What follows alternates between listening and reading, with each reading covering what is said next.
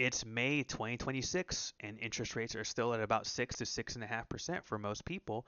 So, if you wanted a way to house hack and to find a more affordable solution to have a lower payment temporarily at least, or maybe permanently, depending on what you feel is more comfortable for you, there's a house hack you can apply when it comes to looking at properties. And the way to do that is to look at the open market and look at properties that have been sitting. If you look at a popular website like Redfin or Zillow, look at properties that have been sitting for 30 or more days, right? And you can see where the filters are right here where I'm showing you.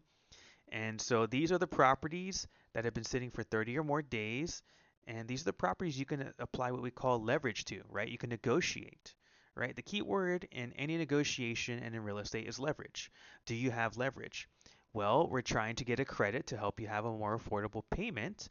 And so a way to get that credit is to have leverage. And the way to have leverage is to find properties that have been sitting for about 3 to 4 or more weeks. So any property that's been sitting for 30 or more days is a property you probably have some leverage with, right? Like some of these properties I'm clicking around on right now, right?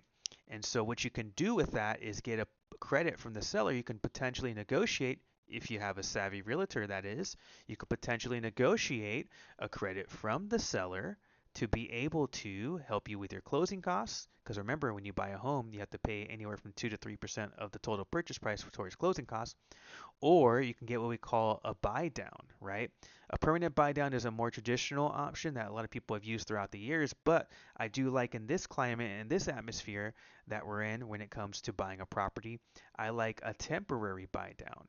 And a temporary buy down allows you to, if you were to negotiate a credit from a seller, to be able to have a lower payment for anywhere from 1 to up to 3 years. So let's say, for instance, for this property listed at almost a million at 995, if we were able to negotiate a 2 year buy down, we would probably need about 23,000, give or take. And so we would have a payment that would reflect the first year at 4.5%. So we go from the 79.31 per month down to 6,721, so about $1,200 savings per month for the first year. Then the second year, we go from the 7,900 to the 7,300. So we save about 600 per month, right, for the second year.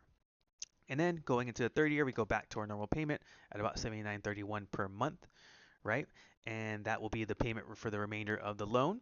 With that being said, in that time process, should you refinance, you are able to potentially get your payment permanently lower.